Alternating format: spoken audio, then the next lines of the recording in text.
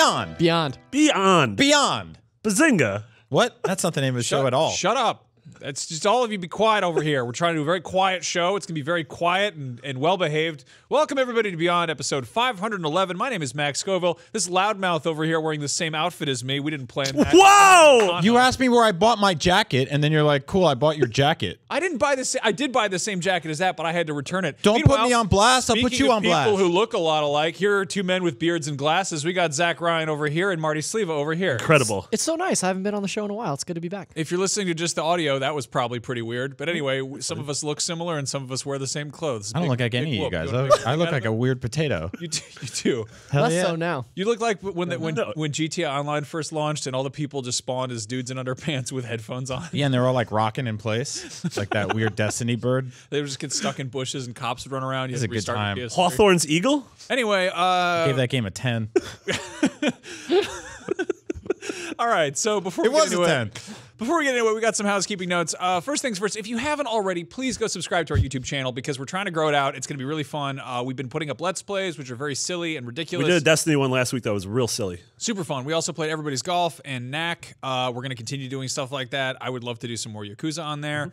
YouTube.com/IGN Beyond. Just get over there, click the button, turn off the email notifications if you hate them. I don't care what you do with it. Just go in there and say hello and click the videos and have a good time. And then also last week we had Walt Williams on. I almost said Walt Whitman. Wow. I kept thinking that all throughout that whole interview. Last week we had Walt Disney on the show. Yeah, There's a frozen head in a jar. Walt Whitman, that famous writer, he publishes his first book today. Congrats, Even though Walt. he's been dead for a very long... No, Walt Williams put out his book, Significant Zero. It's on Amazon. It's on Barnes & Noble and all that. It's also available in audiobook form, so if you want to go check out some more funny stories about working in the games industry, do that. Also, thank you. We got such nice feedback on that episode. That was hands such down, a good episode. That was my favorite episode I've done. Killer of the episode, show. yeah. That was Absolutely. super fun. Walter's Can't wait to see where this one goes. Yeah, this it's gonna be as one, I mean, this is, no matter what we do, this is good.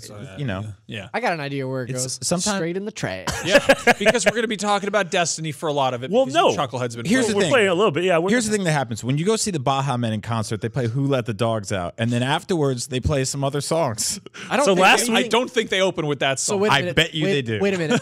And they close. I can almost guarantee. I was gonna say that Baja Men is a band that plays "Who Let the Dogs Out" twice. In Yeah. there. Yeah, it's a Sure. good sandwich. Also, they're probably on a yacht or like a cruise. Well, they're not a all yacht. very wealthy. It's a very cruise. wealthy. They Not are on a absolutely yacht, not very but- wealthy. I bet they Anyway, are. we should probably not talk about the Baja Men for too long because Sony had a TGS conference last night. Lil Goldie Who had let to the wake games up. out. Am I right? Shoo, shoo, shoo, shoo, shoo. Good Lord. Is that our prayer?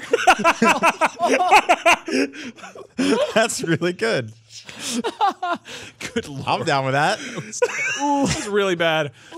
Anyway, yeah, so there's a lot of stuff that came out of Sony's TGS conference. Of course, it's mostly stuff that's targeted at Japan's PlayStation players. So some of it might not come over here, but there is some really cool stuff. For starters, this one's probably the biggest announcement is there is a game called Left Alive that is coming by way of Square Enix. It is a survival action shooter, whatever the hell that means. Isn't every shooter you ultimately want to survive? Yeah. There's probably some action in Yeah. there too. It's not one of those like casual ones where you just kill yourself and call it a day. It's directed by Armored Car. Why did they let me host this show? I have no idea what I'm doing. It's directed by Armored Core director Toshifumi Nabeshima, and it's character designs by Yoji Shinkawa, who did Metal Gear and everything, and then mech designs by Takayuki Yanase, who also did Metal Gear as well as Xenoblade and Gundam 00. Yeah. What's this game? So, to me, it is super cool that Square Enix has assembled this dream team to produce this game.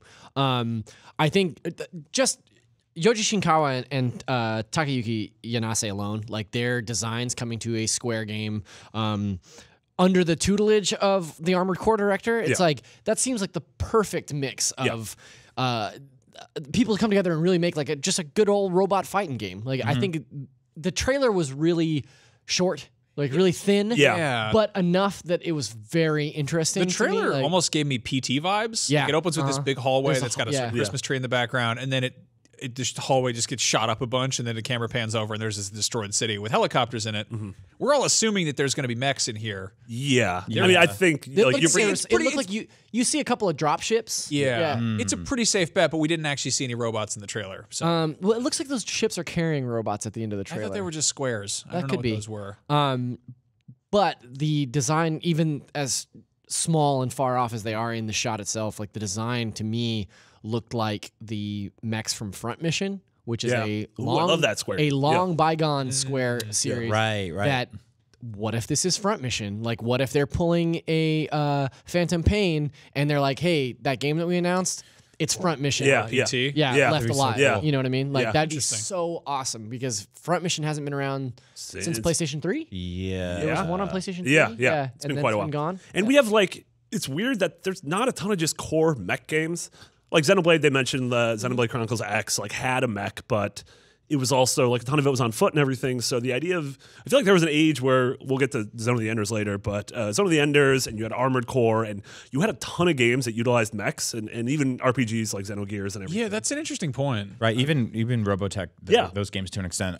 Yeah, I wonder if that's because, as we've talked about on the show, the sort of middle of the industry has fallen out, and that seemed like a go-to area. You don't get a lot of like AAA mech games, and it's hard to do that on an indie budget. Titanfall. Yeah. I mean, still Titanfall's the get closest a thing. pretty steady stream of Gundam games coming out of Japan, but those kind of just sort of either you have to import them or they're just kind of like low key. That's a very specific audience too. Yeah. No, I love mecha, so it's like I would love to see more big robot games. Yeah, we'll see. Maybe there's more this week because TGS just hasn't even officially kicked off yet. Like Sony had this conference, but then we'll have coverage. Miranda Sanchez is there, so she'll be going to the show floor and playing a bunch of stuff from Namco and Sega and hopefully Sony. That's the by far in a way the weirdest show floor I've It's ever so been to, strange.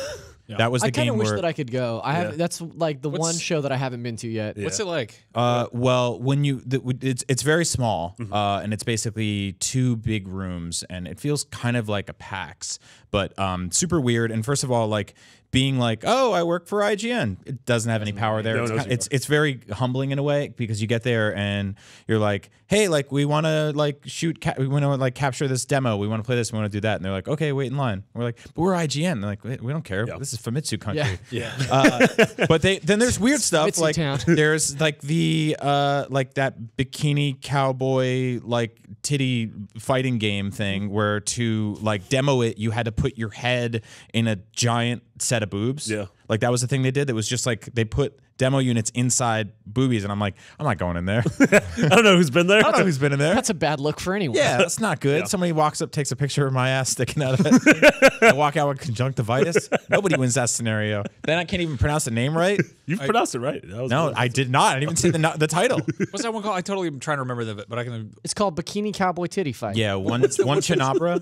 Onochanabra. Oh, yeah. Onochanabra, yeah. Neon Genlon. Not to be confused with Senran Kagura or whatever. Yeah, it's The confusing. thing I associate TGS with is I went there September 2013 and I got to play Deep Down, and I'll probably no one will ever play that game again. That's not going to be real. And also, it was the most confusing demo because it was all in Japanese, and the person demoing it to me was in Japanese and just didn't speak English. Right. And they It's kept a giving Japanese me person. Yeah, they kept. They weren't in The Japanese. person was in In Japanese. I previewed the new, or I didn't mean to, but they had a Monster Hunter setup with the new 3DS XL, and it was the first time that was there. And I just called a bunch of people on our team over, and I'm like, shoot this video, take this picture. And they're just so polite there that they're like, please don't do that. And I was like, yeah, I know. Please just 10 more pictures here and some videos. And they're like, please stop doing that. And I'm like, what? I don't understand. Yes, of course. I feel like you should have had a big cowboy hat on for that. I'd be like, what? Now, hold on now, just a second. I'm just trying to There's make a a brand video new for analog stick. I'm not done eating my ribs yet. Yeah. Just eating a hamburger while you're doing it. Yeah, I mean the actual location of the convention is not great because it's not like outside the I'll say city to anybody like if you want to go to Tokyo, go to Tokyo. Don't go to Tokyo for Tokyo Game Show because the actual like neighborhood is boring. It's a ways outside of Tokyo. Yeah. Ways outside of Tokyo. What, Chiba City? Yeah, pretty much. Yeah, which yes. is Makuhari Messe. Makuhari, yeah. It's pretty far down and off the beaten path. The closest thing there is Tokyo Disney, which is like a 25-minute train away. Disney Sea. Yeah. That's a fun. That's time. interesting. I mean, I like when they're like, "Hey, Tokyo Game Show in the heart of over there," you know, and it's kind of like San Francisco State, located in foggy, overcast Daly City. Yeah. One quick thing before we move off of Left Alive. So if the Armored Core director, if Toshifumi Nabeshima, I probably butchered that. If he's working on this, does that mean that From Software is not working on Armored Core? Not necessarily, because I don't know. It's Miyazaki has a history in Armored Core, and he Yeah. said in interviews with us that he'd be interested in going back to that well. And if he's done with Dark Souls, and we'll get to where the hell Bloodborne 2 is later, like maybe I he do is really working want a on Dark Armored Souls that's just Armored Core. Yeah, that'd be so cool. Yeah, robot Yeah. Dark Souls would be really cool. What was the game? The Strand? Core. The Strand. No, Surge? no, Surge. The Surge. Yeah, There we that was getting there. That was Yeah. close. But yeah. I know I want the big robot. Yeah. There's one game. It was I'll Lost put that on a Planet. T-shirt for you. Want the big I robot. want the big robot. No, but like Lost Planet 3, I thought had a really cool approach where they were like, it was kind of like a modern version of Blaster Master in that you were like, Yeah. and it's also sort of what Diva has going in Overwatch, where there's almost like this 2-tiered like life system where you can still continue after your mech gets screwed up, but Right. it's different. Severely underpowered, Yeah. and there's certain things you can only. I mean, do I as a guess, human. yeah, Titanfall has that going Yeah. for it too, but I love the idea of like, hey, explore this world in your mech, but some parts you got to get out of it and then you're vulnerable, and it's Yeah. interesting. Anyway, Final Fantasy IX is out today on PS4. It's got all those fun little things like fast forward mode and don't attack me cactuses. Yeah. I'm trying to see the story mode. Yeah, it's got auto leveling. It's got turn off random encounters. All this stuff. It's sort of just like a port of the PC version that came out early last year, I think. This is super cool. If you haven't played Final Fantasy IX, like to me, it is. Second best Final Fantasy. Yes, after 12, I completely agree. But I think it was the end of an era for Square as a whole. This came out in 2000. This came out, I think, right before Spirits Within came out. Yep. And Oh, right. yeah, It was the Sakaguchi. It cost the company $100 million. Sakaguchi left. And Square completely changed their trajectory after. Yeah. It was the last. It was the last Final Fantasy for the original PlayStation. Yeah. So also because it was the 9th one, they decided to go back to their roots. So this one has like a very medieval setting. Some of my favorite characters in all of Final Fantasy: Vivi, Steiner, Zidane. Like some really awesome characters. It's like genuinely funny. So I played through about half of the remaster edition on iOS last year. Right. Yeah, this has been ported a bunch of Yeah, and it's fine to play it on iOS, whatever. But like, I missed having a controller. I'm really glad that it's coming to PlayStation 4 because it is a game that I've been meaning to replay for a decade, and I got about halfway there, and now I can go back and finish it. On Yeah, PlayStation. and one of the major problems of the PS1 version was like it tried to push the PS1 because this came out 2000. Like PS2 was already a thing. It tried to push the PS1 so far that like it took 25 seconds to load into battle. So did this game tank financially? Did Oh, this no. game? No, Yeah, this no, game no, did No. fine. So why did you say they lost? Spirits Spirits Within. Spirits Within. Yeah, tanks, right. Yeah. They literally saw that in opened theaters. it. So Me did I. too, so They bad. opened a Hawaiian studio just to make that movie, and their whole plan was like that the main character of the movie was going to become a digital actress and like model. And They the movie- totally jumped the the movie gun. Yeah, I mean they could have had it now. Well, what's funny is that Lightning is, a like, digital model. Chanel now. model. Yeah, she's Yeah. a Chanel model. Yeah. Well, also like Square Enix puts out, I don't know, like Advent Children and the Kingsglaive Kingsglaive, or whatever, and like they're finally at a point where that stuff's doable. Also, but- 2 bad films. I don't know. It's just, Not Aaron Paul. What are you talking about? Eddie. A lot of jumping. Yeah. A lot of Hella jumping in jumping. those movies. But yeah, Final Fantasy IX That's the is mark of a great. good film. If you haven't played it or haven't played it in quite a while, you We should give grab it this version. 9 out of 10 jumps. And we're doing a Let's Play of Final Fantasy IX later. Brian's never played it. I love it. I'm gonna teach him. That's gonna be a good time. Yeah, I'm let's excited for that. play of a turn-based JRPG from 17 years ago. We'll make it work. with Brian. We'll what make could it go work. wrong? Dude, you and I get together on the weekends and we watch trash films from We the 70s. certainly do. You watched Anyway. Mortal Kombat Annihilation with not Christopher Lambert. Yeah, exactly. That wasn't from the 70s. That was from 1997. felt like it was from the 70s. Might as well have been. Anyway, Cost $70 to make it. anyway. Done. All right. Monster Hunter World gets a release date. It is January 26th, 2018, which is 1 week after Ni no Kuni 2. Monster Hunter World looks rad. I've been kind of like just ignoring that because I'm not really a Monster Hunter guy, same. but Brian and I have had the conversation. So I'm sorry to interrupt you, but we've had the conversation several times that like I think he and I both, as Nintendo boys, have tried to get into Monster Hunter 12 times, Yeah. and it just won't click. And this game, I'm stupid excited for it. It looks awesome. Like I think it's a sense of scale because most of the Monster Hunter games have been on traditionally underpowered systems, Right. 3DS, PSP. DS, PSP, Wii U, Wii. Like, so the idea that it's this nearly photorealistic giant scaled dragon chasing you through this giant open world, like I'm really excited. What photo of a dragon is it trying to be? Hey. I don't know. That's why it sucks. There's no good photos of dinosaurs. Yeah. I'll be honest with you. No, they were Plenty on of bad photos of dinos. There I are earned that. I know, deserve just that. selfies. They were on our Gamescom live show, right? Yes. Yeah, and one of the things I really appreciated about the way they've built out this world is the demo they showed us starts off with this like mother lizard sort of eating something and then carrying it back to her nest and puking it onto the babies, and the babies eating it. Yeah. And they wrote in all these scenarios in which these creatures will interact sort of with their environment and kind of dynamically like climb on things and crawl on things and just eat off of stuff that's like living and growing. And I find that so interesting. It's not just like a monster standing in a field waiting to get beat up on. So that's what I've tried to verbalize this, and I think somebody who very much likes Monster Hunter got mad at me in the comments for it or whatever. But I think I said something like it's always been very systems heavy, with more of an emphasis on like, and I don't know, stats and like you're attacking a monster and you're stabbing at the leg or whatever, but it's more like here's the hitbox for the leg and here's your character with this weapon that has this damage value. This feels like it's actually there's an ecosystem. Yeah. And like all the stuff we saw in that one very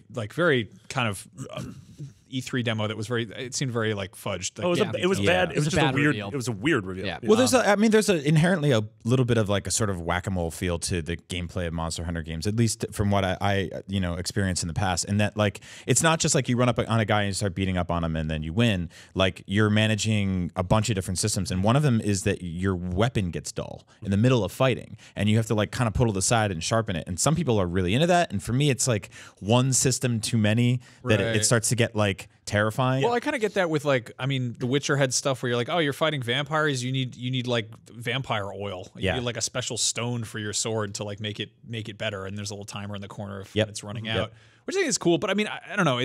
This game looks more, I don't know, tactile, I guess. Like it looks like it's you're actually engaging with the world around you, as the title would suggest, and also it just seems like a huge technical step up in every way. So well, a lot of it's based on like actual real world environments, not actual real world animals or dragon saurs or whatever. But they shot a lot of like stuff in Australia and then built levels based on the environments. Oh, that's cool. So That's I think, it's really cool. There's a lot of cool stuff going on. The trailer they dropped for TGS is just like, I'm like, oh, this is super cool. This looks like a lot of story going on. Yeah. Also, they're just cats everywhere and they're cooking. Yeah. Yeah, that was one thing that kind of turned me off about that trailer, is just a furry little cat man mixing up a big stew. I mean, and it was like, that can't be hygienic. Right, yeah. Yeah, I think from like Doesn't a hygiene perspective, I don't like the cat cooking for me, but in like a video game, I think it's pretty But fun. also, one of the things that that I saw in the pre-Gamescom build in the UK office when I was there, they got a chance to like do an extended preview of it.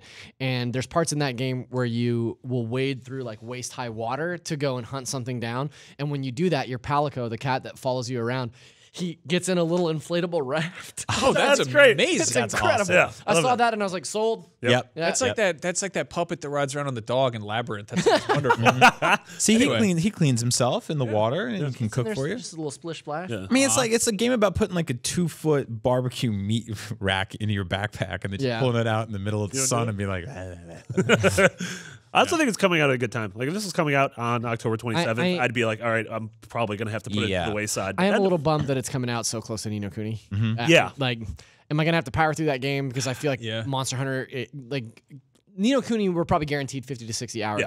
Monster Hunter, I feel like is going to be a way bigger time commitment. Yeah. So it's like, well, which do I choose here? To like, Ni no Kuni looks awesome. It looks awesome. I'm totally lukewarm about it because I loved. I love the first one. The familiars were so good. I love the little familiar little Pokemon. So what don't you like about this one? So the new one, familiars. you're playing as humans first and foremost. So it's kind of a more conventional action RPG in that sense, that you're like, here's your party, you're playing as them. Yeah. You got these things that are called like Zwinkles or Donkles or something, and they're like Zundles, star people who come out and help you or whatever. And it's kind of like funny. a Pikmin system. It's Pikmin rather than Pokemon, basically. Yeah, I just Have you played it? No. So it feels really good. I'm sure it does. Yeah, I just miss it because it was like there was this level of like kind of fun Pokemon customization where you're like, oh, you got like a Totoro with underwear and bat wings that wants to like, and you can feed it little truffles and it'll like be your friend. I think I'm a big fan of the art direction they took in the overworld. I know it's been really divisive with people, but just the fact that they went with a sort of more like top-down, old-school RPG approach with from going town to town, area to area, it's really cool. And there's still like treasures and stuff everywhere. Yeah, we'll see how it pans out. Yeah, I think also the fact that it's on current gen is going to be huge because the last one was like, I don't know, it was just the kind of thing where you turn on your PS3 and had to load it up and everything. Yeah. Whereas if I just have it left on and I have like 10 minutes to play, like suspending it and popping it up. God, the animation is stunning too. Yeah. In other news, Shadow of the Colossus PS4 has a new gameplay trailer. The release date is the year of 2018. This game looks insane. Yeah. I really didn't expect it to be next year. Like, I definitely would have thought this was a 2019 game. It could still be. Yeah. True. Yeah. Yeah. Believe it when you're playing it. So this had the first like actual sort of deep dive gameplay footage of the game, because the E3 reveal was pretty much just a teaser and a hey, this is happening. But this looks like it is from the ground up a remake. Like, it doesn't look like it's just a visual remake. Like, there are things with Colossi like busting through walls. I think it was the second Colossi. The second that's a one under the dog. bridge. Yeah, and I'm like, I don't remember that moment in the original game. So I was talking to Pear about it as well, and the two of us were like, "Did this happen or not?" Yeah. And I think that's all new animation. Yeah. But then one thing is like the Colossi looks scary. Like, there was always sort of a sense of dread because like they were, they were relatively peaceful things that you were the one who instigated you're the encounter. I'm getting Yeah. like Berserk Ava 1 from Evangelion vibes. Yeah, Like, seriously. just this like, oh, here's this big like Titanic thing that's kind of not in control of itself. Yeah. Which is Yeah. a little bit that seems really cool. Yeah. Yeah. But I'm Yeah, I think adding a level of sort of like fear or menace to them is interesting because it sort of detracts from the thing you just implying that like you do feel like the nuisance in that game. Yeah. Like when you come to the lake in that game and there's just that like that giant sort of sea monster colossi, like you feel like you disturb this natural habitat of this like beautiful living could have creature. just left them alone. And then you get on its back and you yank on its hair and you stab it in its like neck heart or whatever, and it dies. And you're like, great. Now, it's all because you're thanks. selfish and want to save your weird sister. Yeah. this is Blue Point making this. Is doing Yeah. they're Pretty much remaking it from the ground up, and they've done a bunch of HD remasters and stuff. Are we worried at all about them taking too many liberties with stuff? Like, Of course, if they yeah. shift the tone. Yeah, or I mean, When we first heard about this, we brought up the original trilogy and George Lucas and special right. editions and Yeah. stuff. I that's always a concern. I think that like you guys are already sort of like noticing stuff that wasn't there to begin with, and I think you can only go so far with that kind of stuff before you're kind of You're talking about a real like Twin Snakes situation. And that's right? exactly what I was thinking. Yeah. Because like if you can still have the core gameplay be the same, but add stuff sort of in the margins that manages to totally shift the direction of it. Sure. I think Twin Snakes straight up broke the gameplay of that game because it was, Well, but I'm talking about like first-person back mode, flipping over a missile. Yeah. Yeah. If like a Colossus is crashing through a wall and being like more aggro, you're like, well, it's still I'm still climbing it myself. Yeah, and you do like 3 cartwheels and they play a Crystal Method song. Yeah. I'm not into all that. I guess I didn't know. that the changes that they're making will like narratively will be minimal. Like I'm assuming we're going to see more of these sort of intro animations to make that sense of grandeur a little more present. Yeah. I'm actually more concerned that they won't make changes to things like The grip meter? the way that it controls, Yeah. the grip meter, the camera, like the frame rate, because even like the game looks gorgeous, but even in this trailer you can see some stutter. There is That sucks because There's- otherwise there's no they- reason to make this they game. have to fix the frame rate Yes. because like that game dropped down to like 5 frames. it was like Second, legitimately yeah. like single digit teens frames. Yeah, that's got Single to be digit fixed. teen frames. Single digit teen frames. That sounds like a discount sunglass store for kids in high school. Yeah, so I'm totally with you guys. I think the technical issues here are first and foremost the most important things that have to be fixed. If there's still stutters, if it's still like slows to a crawl when you're playing it, and I think you guys are right. Like the controls thing is such a weird love it or hate it thing because there are people who swear by it because that's what they got good at. So I'm sorry to interrupt you again, but like I played this game through PlayStation Now last year. Same, yeah, same. And people that think that the controls are swear by the controls are crazy. Like Yeah. those controls are they're very 2007 or whenever that game came out. When did that come out? 2006. I thought The Last Guardian did a better job at The Last modernizing Guardian them. felt the same way. Like, Well- it was marginally better. Marginally I think these are better. I'll give you controls that are sort of made in a vacuum. Yeah. And it's in the same way that if you screw around in like a regular third-person shooter and then you jump over to something like I don't know, like Mad Max or The Last of Us, and you're like, wait, I'm using a shoulder button to run. That's odd. I'm not used to that at all. It It's feels like controlling, like when you go back and play something like Heavenly Sword or Eco, and you go to move the camera,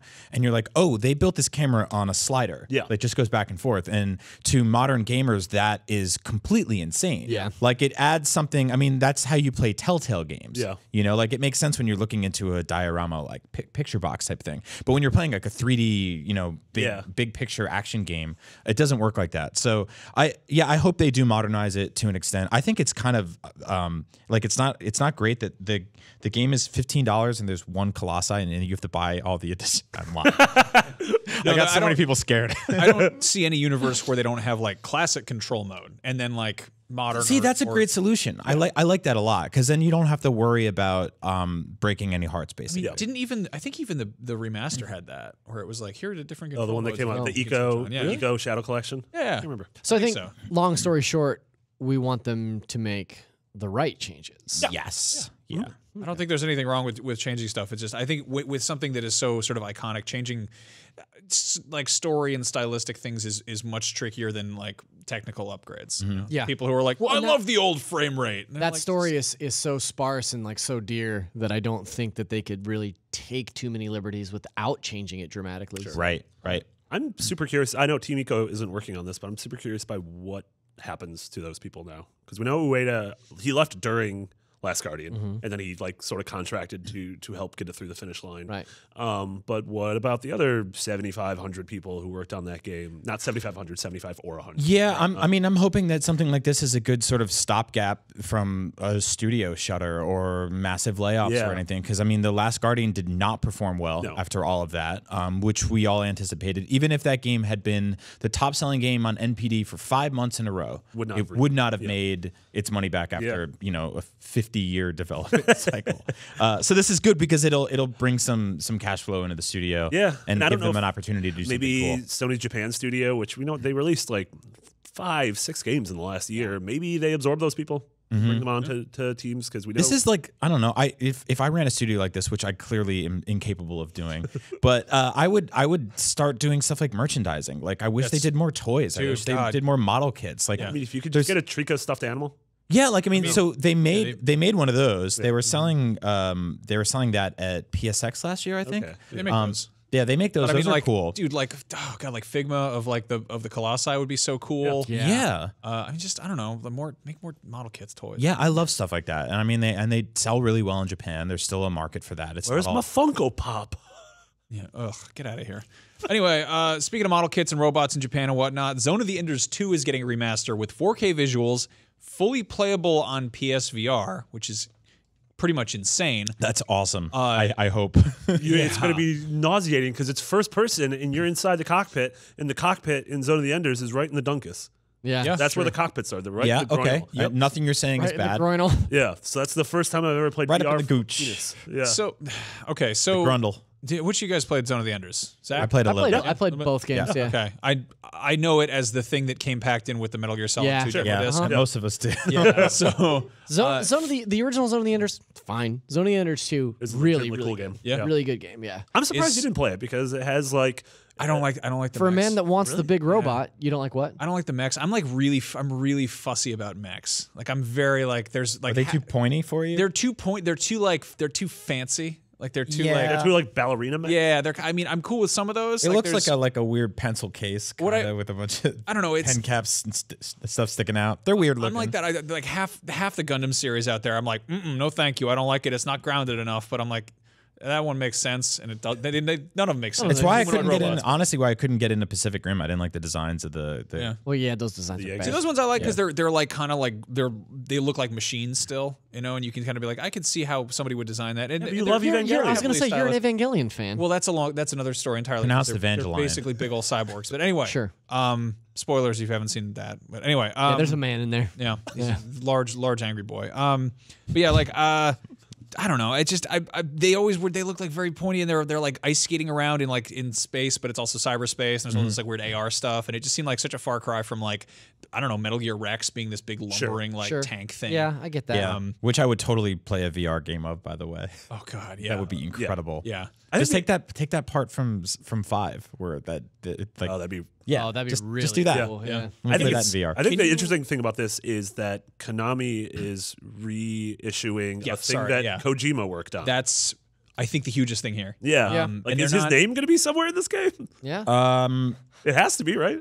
Yeah, Zone of the I don't Enders know. 2, Will a it say? Kojima game. Will it say Lord and Miller at the beginning of the Han Solo movie? Like, who knows with these things anymore? But the reality is that these IPs sort of usurp the people who worked on them and the creators behind them. So that's just something we have a tough time dealing with that as sort of content consumers. And I know that the backlash around Metal Gear Solid, what is it, Online Survive, has been heated, and justifiably, because that it gets all tangled with like the HR issues and then them cutting off like health care for people and stuff like that. Sure. Just gets ugly. But if you're working on this game and it looks cool, then like, yeah, I want to give it a chance. Like, but it sucks to have to sort of like, dance around all that stuff. I would love so much if we got, I don't know, like if they started putting out like a Metal Gear Greatest Hits Hall of Fame, and it's like, here are sections of all of the Metal Gear games redone in the Fox engine. Like here's a chunk of here's awesome. here's the tanker. Yeah. Here's the first part of I don't know, going to Outer Heaven in the first game. Yeah. Yeah. Totally modern setting, and I'm probably never going to get that, but I mean, I think you'll sooner see them go in a new direction, because that specifically is like stepping on sacred ground there. That is like, Kojima is so they made a intrinsically snake eater connected to it. pachinko machine.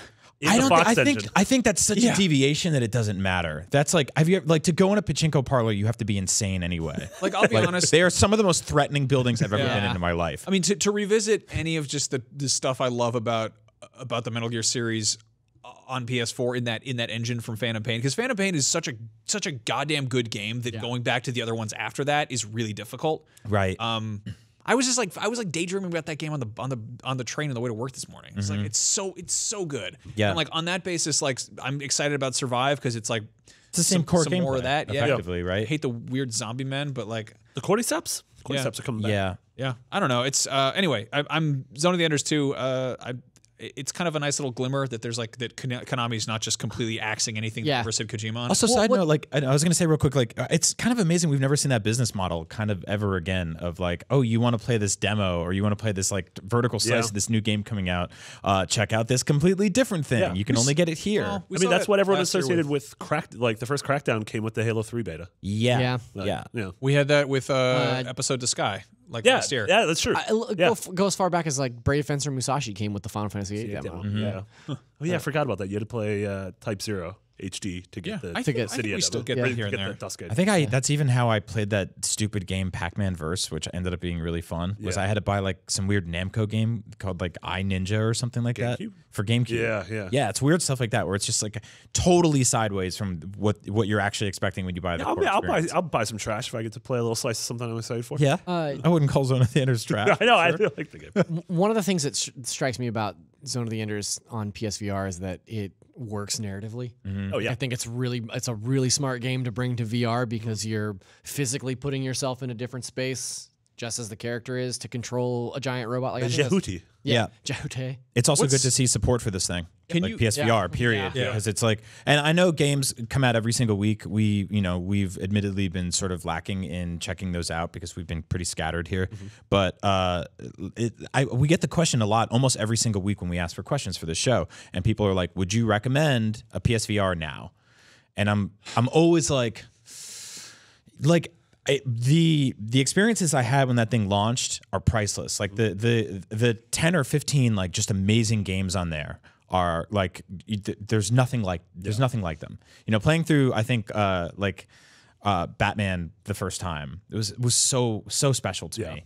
But right now in this day and age, like it's hard to say jump in there at the current price. We've seen some deals recently and stuff like that, but yeah, I don't know. I mean, wait and see. We'll get people who are like, "Hey, should I get this Vita for $100 on Craigslist or whatever?" And I'm like, "Yes, of course, go for it." Yeah, but it's that's also no like question. You're not really investing in a future. You're investing in a library, legacy. Yeah, I think with this specifically, you're dealing with a system, a console, effectively that is less than a year old. Yeah. That is still sort of fighting to prove itself amidst the entire landscape of VR. Period. Yeah. So I love that thing.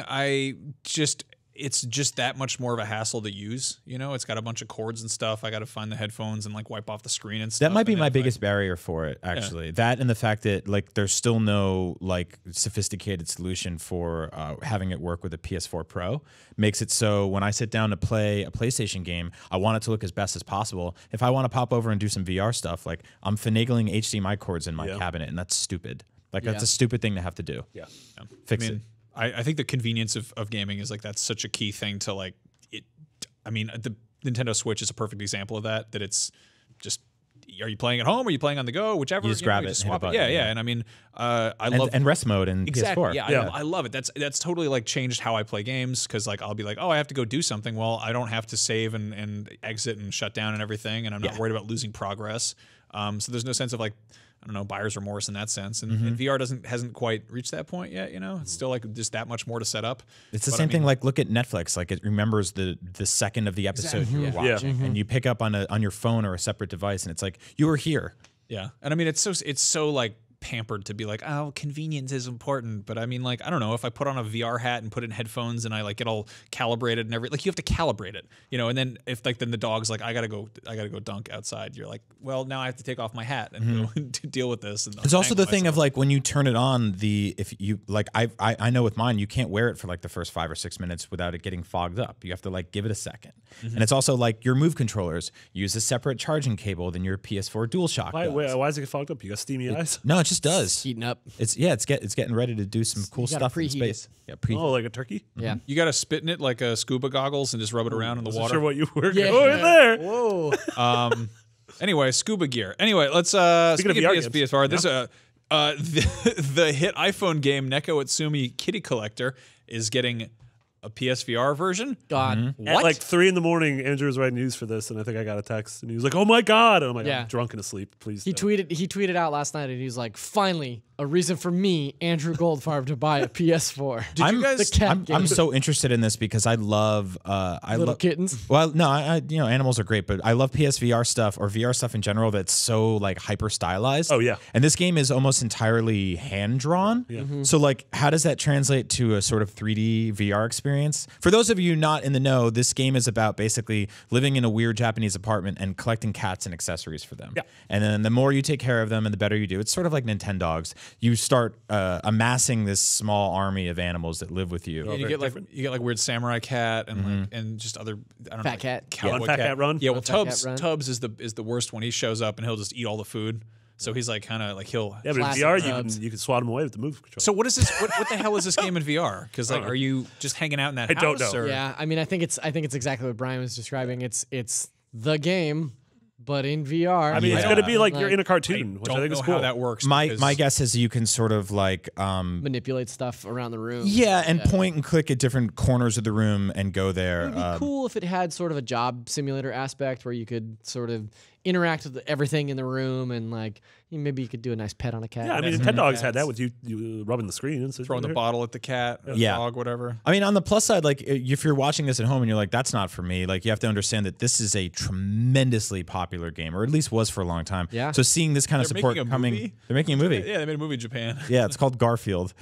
No, this is a tremendously popular game in Japan, and seeing that kind of support come to PSVR is great. And like like I always say, like you see stuff like that happen, it means that other stuff's going to come over, and then it just gets better for everybody. So Yeah. No, I like to hear that. It's also just, it's the strangest leap. Like, go, if you've got an iPhone or whatever, go download this right now and check it out. It's free to play. It's a super weird little goofy game, but like, it's also so far removed from what I expect a VR experience to be like. yeah. So that's odd. Like I don't know what these cats are flat hand drawn cats, so I don't know what happens when you walk behind one of them. If you at a certain angle, they it's disappear. just like a bunch of Yeah, I was paper. gonna say, it'd be really funny if it was like Paper Mario where you could just see. Where if you turn to the side, they go invisible. You're like, oh my god! Oh, what happened to that cat? Cats do that sometimes. They'll just turn invisible. That's true. You never know where they went.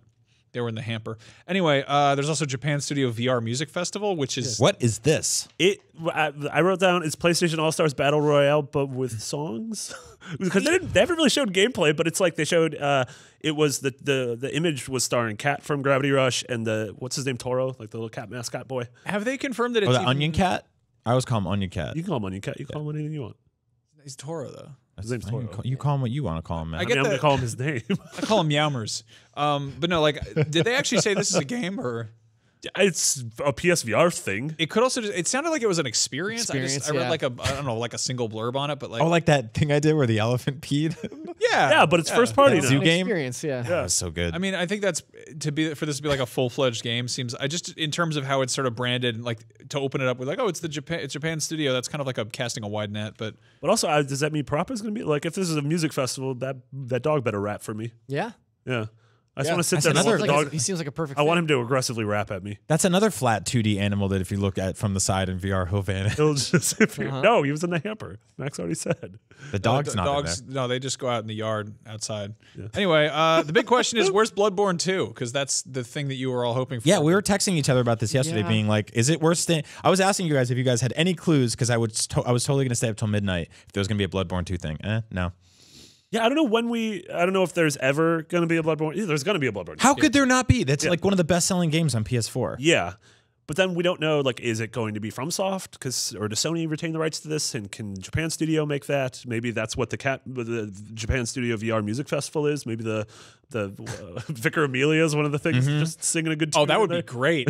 That'd be great. They're like, hey, great news, everybody. It's all your favorites. There's a lady and there's a cat and then there's this nightmare. Yep. Horse. There's that toilet full of hands. That's like. Those little like weird clay babies that hang out in the. Yeah, in the Miranda bird- loves bird those. bath. She's like, they're adorable. I'm like, how are we having They're this so conversation? disgusting. It'd be They're great so if they gross did- to me. If they were like the mice from Babe, and they're like, Yep.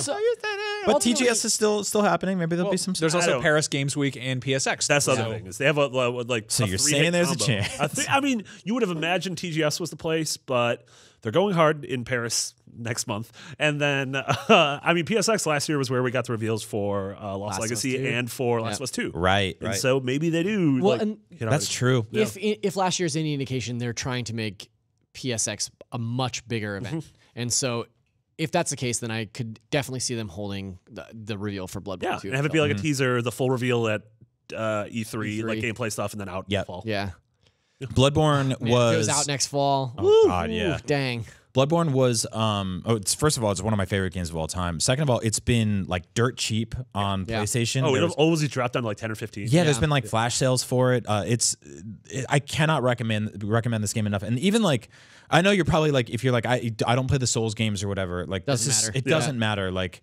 it whoops your ass for the first few hours, and then if you just stick with it, it is. I was describing to you guys yesterday, like the sense of wonder of turning a corner in that game to me is kind of unmatched on anything on PlayStation. Like, there's dread and fear, Yeah. and there's this thrill of surviving an environment that you're walking into for the first time, and just that this sort of like sort of like sheer creative terror that happens Yeah. when you walk into an area and you're like, what the is that? Yeah. Yeah, it's What like, is that? It's like the gothic action horror equivalent of how you feel in The Witness when you're like, what's going on here? Yeah. I'm going to use my brain. Whereas with that, you turn the corner and you're like, oh my God, what There's do a I hidden do? area in that game that you don't even have to do. That's like straight up Kanehurst Castle. That's straight up Yeah. the best Castlevania game Yeah. made in Yeah, like 15 Kanehurst years. Castle's so like good. I need to go back to that game. Yeah. God, Yeah. it's so Like, good. I so played good. that for a few hours, and I was like, "This game is kicking my ass," and I don't know, and I then I walked away from it, and I did that thing like when you're, I don't know, like if you go to a carnival and you suck at a game and you don't get the prizes, and you like go home from the carnival and you're like, next time I'll do better. I keep having that where I'm Right, like right. mentally being like, here's what I need to do differently. It's The game doesn't teach you how to level up at the beginning. You have to go fight the first boss, die, have to die and then, first and, boss, then, yeah. and then you go talk to the doll, and you can start leveling up from there. You spend the first 2 hours grinding, and then you are just awesome. Yeah. And then all of a sudden, the entire game opens up to you, and it's like it doesn't tell you that. It's sort of like, to throw back, it's like to play Kid Icarus on the NES. Yeah. No one told you that game was an RPG. Like, you Right. have to grind in that game, and like you play it like a platformer, and you're like, this game sucks. So if you play Bloodborne like it's an action game, like it'll whoop your ass and you'll walk away. You have to treat it kind of like an RPG, and it's just I mean, it's definitely an RPG. Yeah. I mean, revisiting, like, I'm revisiting it by watching Prepare to Try. Yeah. I'm getting all those, like, PTSD feelings again. Like, when Yeah. you get to certain bosses, I'm like, oh no. That sense of dread is an uncommon thing that occurs, I feel like, in video games as an adult. Yeah. Like, I remember specifically, like, in Resident Evil 2, just every corner that I turned, I was like, oh, God, Yeah. what is going to be around this corner? And then you do it, and you're like, oh, okay, something's here, or something's not. And, like, that's what Bloodborne brought for Yeah. me, was that same, like, sweatiness. I had a little I- bit of that in the Yeah. first half of Resident Evil 7. Dude, I was Yeah. like grinding in the first hour of that game in that little town area Yeah. repeatedly for so long. I could do that part blindfolded. I knew Like, exactly when that one piece of garbage with the cleaver would pop out from behind that garbage Yeah. can. Yeah. And it was a jump scare that was scripted, and I actually like would prompt it so I could get the blood from him or whatever you have to do in that game. Yeah, you gotta get the blood. Yeah, you gotta get that blood. And it still caught me off guard like 1 out of 5 times. Yeah. Well, it just got just that much sort of wiggle room of not jank, but like unpredictability. I feel Yeah, like. And the yeah. world's actually engaging with you directly. Dude, there's this like weird drunk swagger to so many of the enemies in that game too. Like you just see this dude like dragging this like metal like wrench behind him or something, or like a sheath, or like there's that part where you come up to that door and there's like you hear this banging noise and you come around on the backside and there's just this like giant. this giant, Yeah. and you're like, do I let him know I'm here? Because he'll kill me. Yeah. And then if you beat him, you turn the corner and you meet these dogs for the first time. Yeah. Right beyond that, there's those limp birds. I love that game. Make another one. So what I love about that is the sense of just God, I love that game. Sense of space. Yeah. Like even aside from the challenge and the dread that goes with it, but the sense of not exploration, not level design, but just an entirely grounded, fleshed out world, and that's such a rarity. Like, to have something like that doesn't just feel like a hub world or a menu or just something like a hallway that serves a purpose.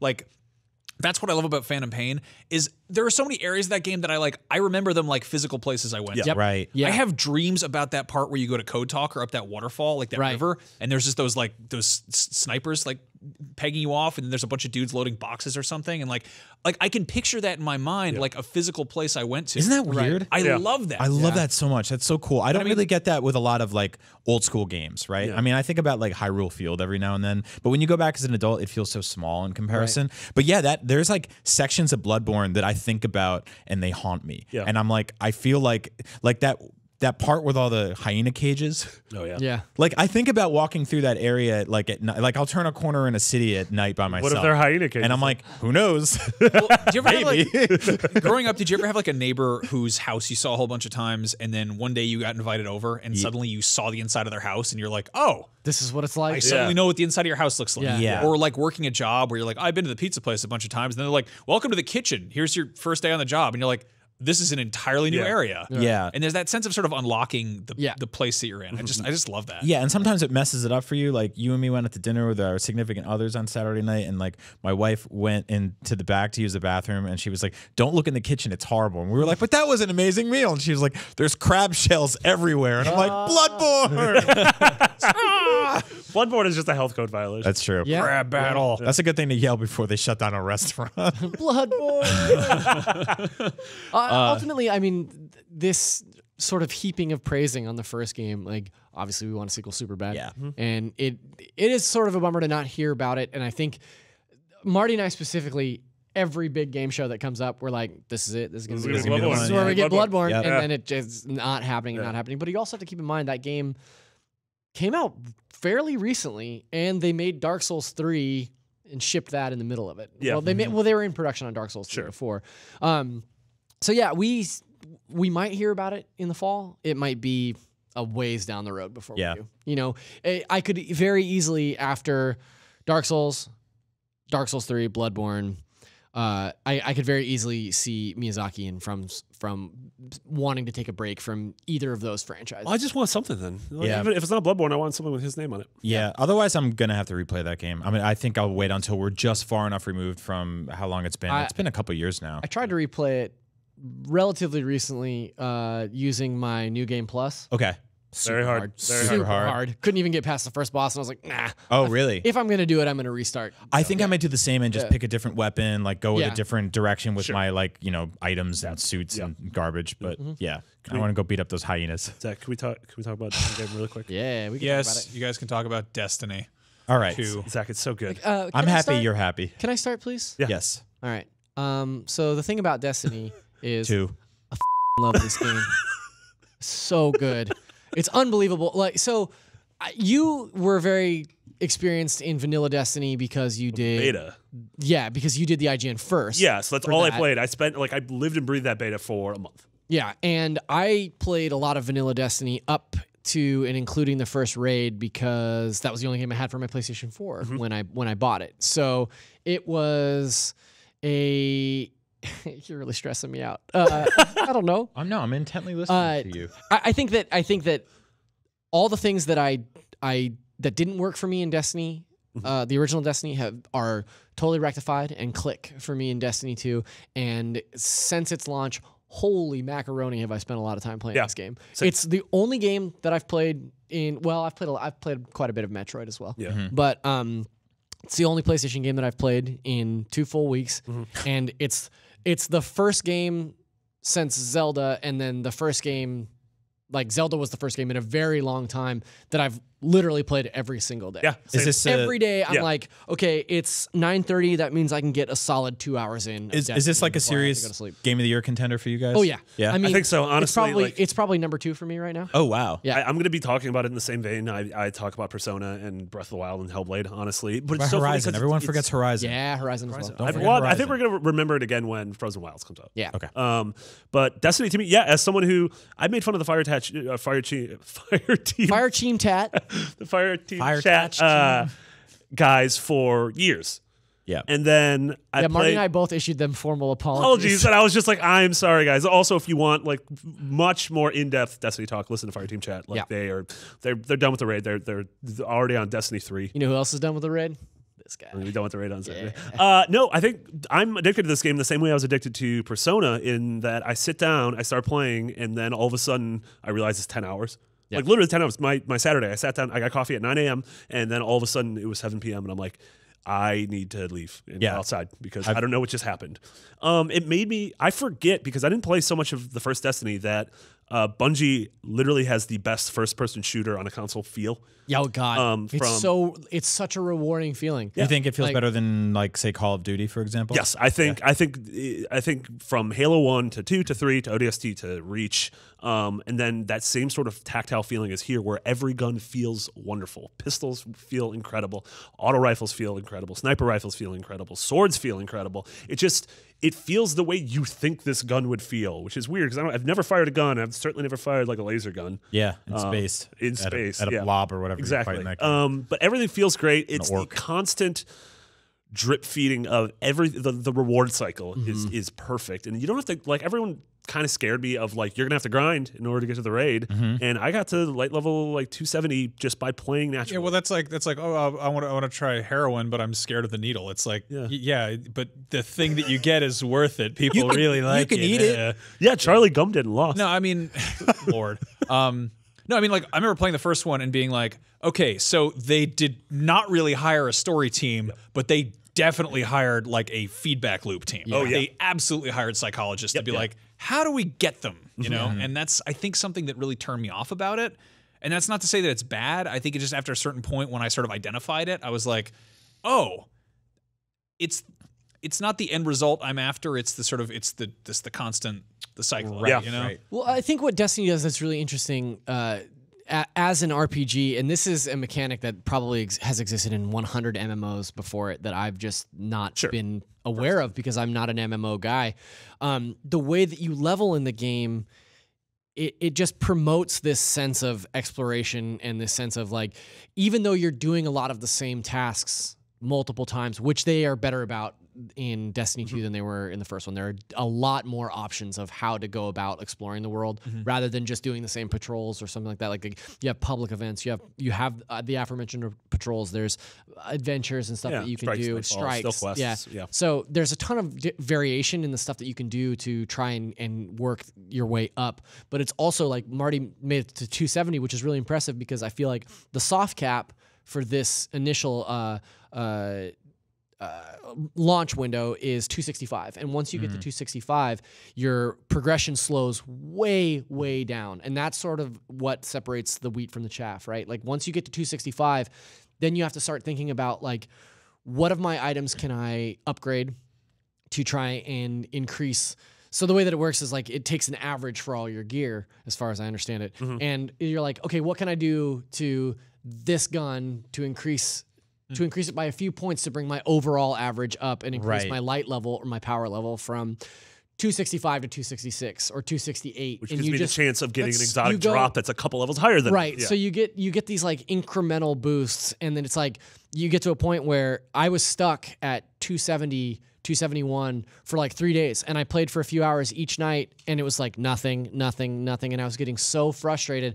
And then something dropped and it jumped me up from 271 to 273, and those 2 points, I was like, yeah, 2 points, like, and God. it's that So kind of reward. Like, is that luck of the draw? it's a little bit, but also RNG, doing the but it's smart, also like doing the smart events, like knowing what to do. This is also one of those games that one of the reasons I like it so much is the communication I'm having with other people, like in the game and Wait outside till of the you play game, the and raid. talking about Holy it. And I am macaroni. so stoked to play the raid. And the story, like you mentioned, the story Destiny 1 was, but the story mode, like the campaign of this is pretty good. You know the whole like, mom, watch my dive, and then you screw up the dive kind Yeah. of thing. I feel like Destiny did that with me, and everyone's like, Destiny, and I'm like, all right, I'll try Destiny, and it was like, I don't know, I played when it first came out, and I know it's better than that, and then I watched you playing for a while, and you just did a public event, and I was like, I don't know, this looks like more of the same stuff I wasn't into, and it's like whenever the thing happens that makes you fall in love with it, I'm not playing it, but also I don't know, I'm just not there for it. What's nuts to me is like I played, I don't know, probably 80 to 100 hours of the original Destiny, which in the grand scheme of games is not a ton of Destiny compared to like CJ or Sean Finnegan, who've put thousands of hours into it, I'm sure. One of those men has multiple children. I don't know how. Yeah. I mean, I know how he made them, but I don't know how they're okay with his father just he's playing kind of the video games. exception to the rule. I don't know what's up with that. Just like puts him under a laundry basket with rocks on it. Yeah, maybe they're just very smart. They can drive and Gives us some stuff. graham crackers or whatever. I don't know how it works. Boy for sale. But ultimately, with the amount of hours that I put in, I felt like I didn't understand that game at all. Couldn't understand its systems, like couldn't figure it out. I wrote an article for IGN after The Taken King came out that's like, I'm enjoying what I'm doing. I have no idea what this is. Right.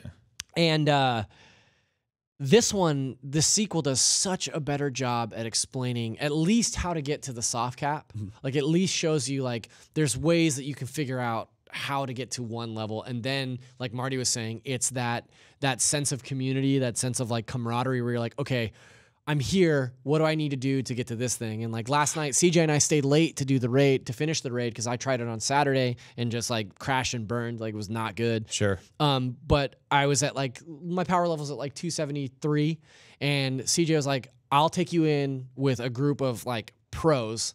We'll run this raid. You can hang with us, and then when you get out of it, you'll have bumped up because of the gear that you get there. And so now I'm at like 277, and it's like such a rewarding feeling because now that my average is higher, that means that higher level gear will drop on me so I can move up faster. Yeah. So it's like, it's this perfect feedback. there's this It's like when mentor- they give rich people iPods at parties. yeah, kind I of. was just say like the level system, it's up is soft cap, or the cap is like level 20 or whatever currently. Or? Level doesn't really matter. It's Right. level. That's so weird to me because like I think you're grinding away at a game, you're working your level, but then you get to like the light, and it's like it sounds like a credit score. Yeah, A little It bit. sounds like there's a lot of weird factors in play, and you But, like, maybe don't. Like there's also an interesting like mentor mentee. Like CJ helped you through the raid, and then you're gonna help me through the raid. Yeah. Like there's an interesting like paying it forward kind of thing. Like someone helped you and- get something cool that was a little bit out of your reach, but once you get there, you're gonna look back. And Are you guys going to stick with this one for a long time to come, I or don't think like so. how do you feel? I'm like all in. On Yeah, this. you're all in? So like, Yeah. I feel one of the things that's tough about a game like Destiny,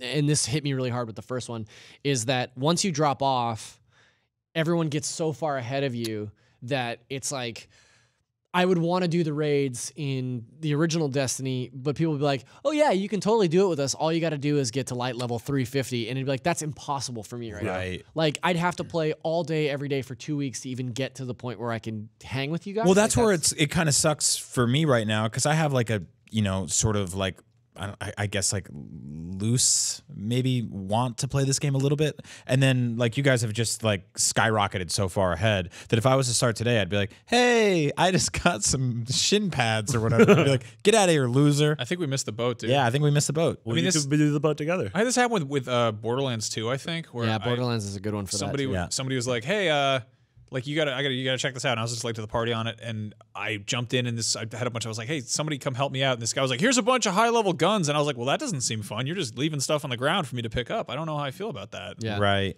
I don't know. Yeah, then you miss the entire trajectory that they had, where they're just like, we had garbage guns, and then we got good guns, and then we got great guns, and you just walk in, and we get these like pity guns. Yeah, That sucks. have my old hand-me-downs. I don't know. It's also the fact that to worry about like falling behind the pack. It's sort of like a peer pressure system. Well, what's funny is like gotta- CJ, I was talking to CJ about it early because Destiny came out during a week where I was on vacation. And so for the first day on whatever Tuesday, whenever I got the game, I played it for a few hours, like, yes, sure feels like Destiny. And then the second day I played it like all day. Made it a long way through the story campaign and was like, oh, I'm really digging this. And I was texting CJ. I was like, hey, I really enjoy this game. He's like, hey, if you really want to get into it, like, be prepared to commit 20 to 30 hours a week to this game if you want to like keep up with everybody. And at the time I was like, that's stupid. Like, I'll never do that. Now I'm like, oh, okay, let's see. If I stay in on Tuesdays and Thursdays and if I stop dating anybody, if I give like half of my Sunday, I could probably get to 20 hours, which might be enough to keep me in the loop. Oh my God, like, that's a side job. It's bad news. Yeah, I got it real bad for this game. So I don't know how long that'll last for me. 20 hours? But I also feel like the way that the first Destiny worked and that it was a little bit cyclical, at least from an outside perspective, is that like, yeah, you jump in, you do your the game resets essentially every Tuesday. So you go in and you do your milestones and you find as many engrams as you can or whatever. And then you kind of like hang back for a little while. Maybe you'll jump in an hour or so a day and like, that's fine.